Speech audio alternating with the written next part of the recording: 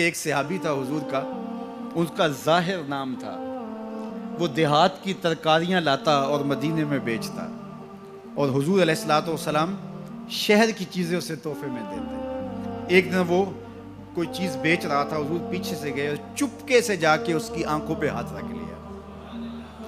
یہ کبھی آپ نے بھی کیا ہوگا، اس کو کہتے ہیں کولی بھرنا۔ جب آپ کا کوئی گوڑا دوست ہو، بڑا جانی اور جگری، جس سے آپ بڑے فرینگ ہو، تو پھر وہ بیٹھا ہو اور آپ پیچھے سے چپکے سے جا کے اس کی آنکھوں پہ ہاتھ رکھ لیتے ہیں، اور پھر وہ بولتا ہے کہ کون ہے، اور آپ یہ دیکھنا چاہتے ہیں کہ میرا نام کس نمبر پہ آتا ہے۔ بات تو کرتا ہے کہ جناب تجھے یاد رکھتا ہوں، تو آج میں نے ہاتھ رکھے ہیں، تو ظاہر اپنے قریبی دوستوں کا نام لے گا، تو میں کس نمبر پہ آتا ہوں۔ تو کسی کی کولی بھرنے کا مطلب یہ ہوتا ہے میں دیکھوں تو صحیح اس کو میرے سے محبت کتنی ہے۔ تو اللہ اکبر، وہ بیٹھا تھا، حضور پیچھے سے گئے، چپکے سے جا کے اس کی کولی بھر لی۔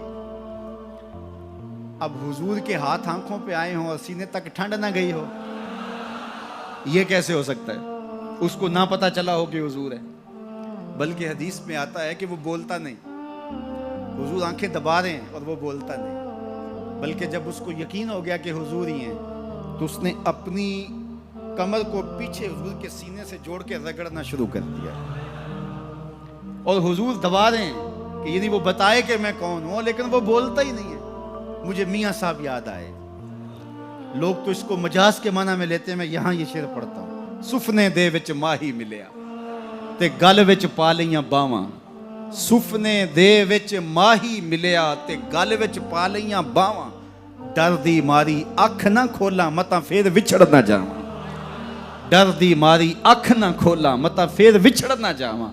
تو حضور آنکھیں دبا رہے ہیں اور وہ نہیں بولتا۔ حضور خود ارشاد فرمایا اس غلام کو کون خریدے گا؟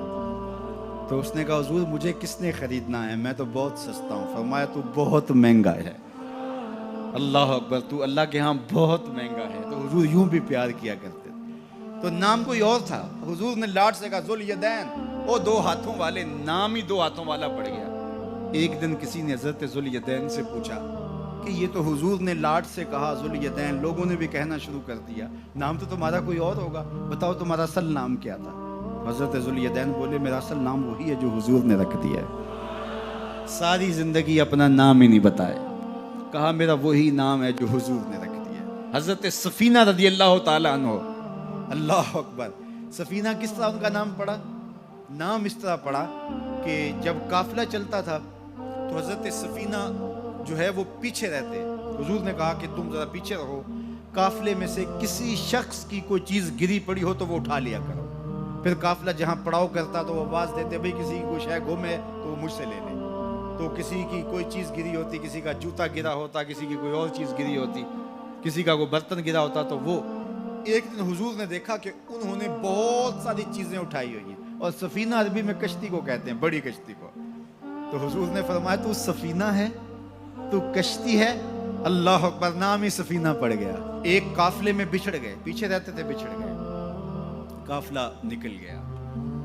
اب جنگل ہے اور کوئی رستہ سجھائی نہیں دے رہا۔ خیر کیا دیکھا کہ ایک شیر ہے، انسانی بو سونگ کے حملہ آور ہونے کے لیے آگے بڑھا۔